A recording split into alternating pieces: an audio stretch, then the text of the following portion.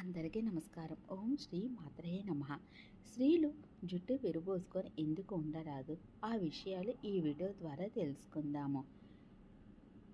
స్త్రీలు జుట్టు విరబోసుకున్నప్పుడు అనేక దుష్ట గ్రహాలు ఆ సమయంలో ఆవహించి కల్లోలపరిచే శక్తి జుట్టు విరబోసుకున్నప్పుడే వాటికి వస్తుంది. జుట్టు విరబోసుకొని తిరుగుతూ ఉంటే లక్ష్మీదేవి అక్కకు జ్యేష్ఠదేవి కూడా ఆహ్వానమే.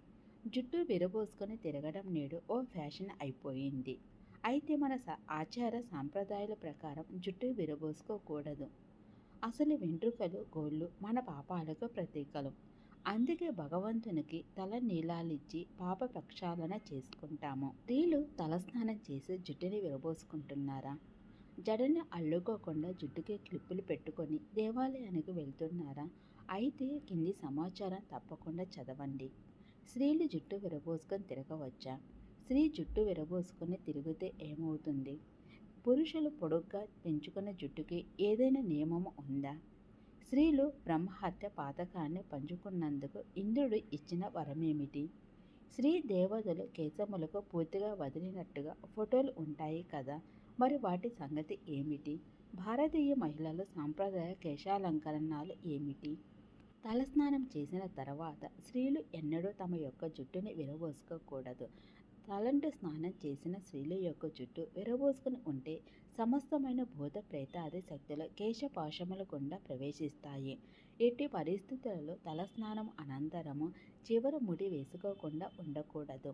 స్త్రీ విరబోసుకున్న జుట్టుతో సంచరించినచో అనేక దుష్టగ్రహాలు ఆవహిస్తాయి. తల స్నానం అనంతరము జడని అల్లుకొని లేదా జుట్టు కొనలకు ముడి వేసుకొని పూజ దైవ దర్శనం చేయాలి. విరబోసుకున్న జుట్టుకి క్లిప్పులు పెట్టుకొని దేవాలయాలకు వెళ్ళడం కానీ శుభకార్యాల్లో పాల్గొనడం అశుభం. ఆ విధంగా చేసినచో లక్ష్మీదేవి అక్క అయిన జ్యేష్ఠదేవిని అంటే దరిద్ర దేవత ఆహ్వానించినట్లే అవుతుంది. దీనికి ఉదాహరణే రామాయణంలో దితి జుట్టుని విరబోసుకొని బాగా అలసిపోవడం చేత శిరస్సు కొంచెం ముందుకు వంగి జుట్టు పాదాలకు తగిలి శౌర్యం పోయి ఇంద్రుడు గర్భంలోకి ప్రవేశించి పిండాన్ని 7 ముక్కలు చేయడమే. పురుషులు కూడా జుట్టును పొడుగ్గా పెంచుకోవడం లేదా మహర్షులు జడలు పెంచుకుంటారు కదా, వాళ్ళకి ఈ నియమం వర్తించదా అంటే? ఈ విధంగా చాలామంది నాస్తికులకు ఒక సందేహం కలుగుతుంది.